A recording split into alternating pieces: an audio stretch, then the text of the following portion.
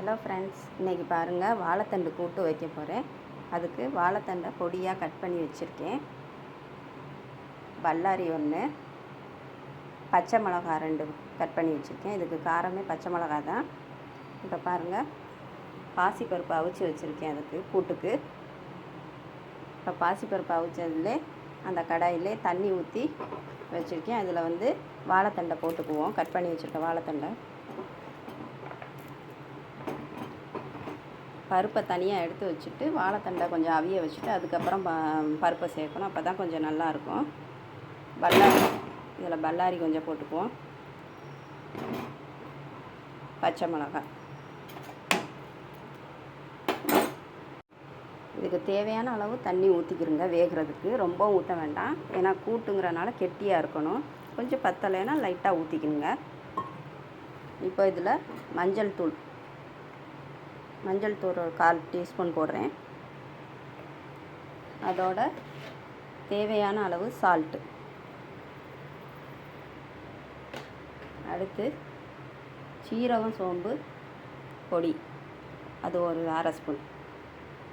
இப்போ இதை எல்லாத்தையும் சேர்த்து கிண்டி விடுவோம். இப்போ இது ஒரு 10 நிமிஷம் வேகணும். இப்போ பாருங்கள், வாழைத்தண்டு கொஞ்சம் வெந்துருச்சு. இப்போ பருப்பை ஊற்றுவோம்.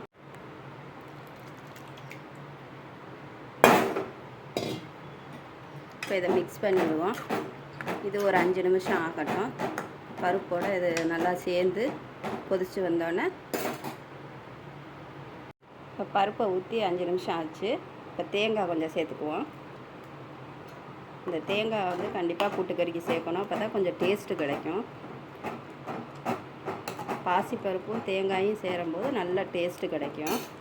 ஒரு 5 நிமிஷம் ஆகட்டும். இப்போ தேங்காய் போட்டு 5 நிமிஷம் ஆச்சு. இதில் இப்போ தாளித்து ஊற்றிக்குவோம். தாளித்து ஊற்றுறதுக்கு ஒரு சின்ன கடாயில் எண்ணெய் ஊற்றி வச்சுருக்கேன். எண்ணெய் சூடானதும் கடுகு கொஞ்சம் போட்டுக்குவோம்.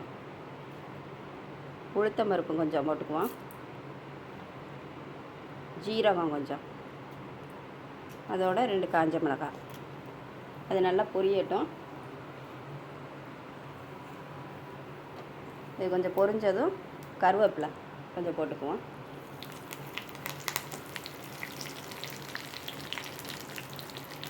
இதை அப்படியே எடுத்து அதில் சேர்த்துருவோம் தாளிச்சதை.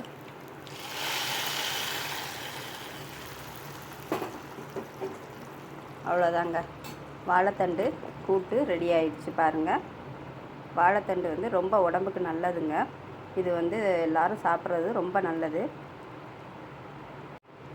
இது கிளறி விட்டாச்சு. இப்போ இதை ஸ்டவ் ஆஃப் பண்ணிவிட்டு இறக்கிடுவோம். பாருங்கள், வாழைத்தண்டு கூட்டு ரெடி ஆயிடுச்சு. வாழைத்தண்டு ரொம்ப ரொம்ப உடம்புக்கு நல்லதுங்க. இதை செஞ்சு சாப்பிட்டு பாருங்கள். பிடிச்சிருந்தா சப்ஸ்கிரைப் பண்ணுங்கள், லைக் பண்ணுங்கள்.